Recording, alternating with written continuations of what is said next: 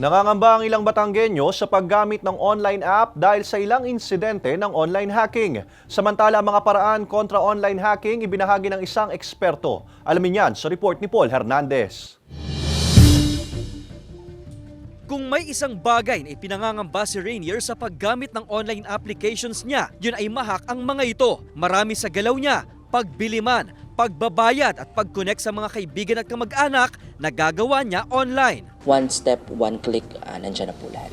Ang worry, sir, number one ay baka kasi makuha yung information mo. Second ay baka, sir, din ma-hack yung account mo or yung phone mo or yung talaga makuha yung information mo.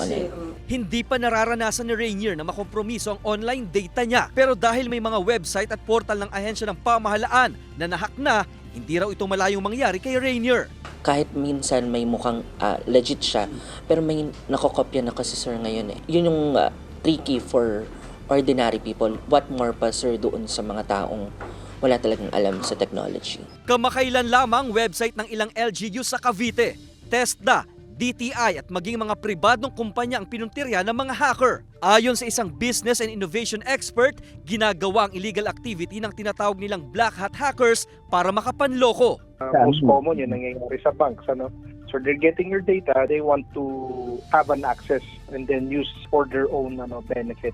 May underground community raw ang mga ito. Ilan sa mga paraan para maharang ang hacking at maproteksyonan ng online data. Gumamit ng strong password at huwag gamitin ng birthday.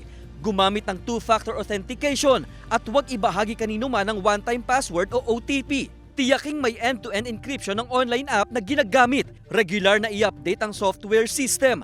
Mag-backup ng data. Alamin ang mga updated data security practices. For companies, in order for them to prepare for such breaches, siguro I advise them to do a regular incident response plan, do a regular drills whenever they have this kind of breaches.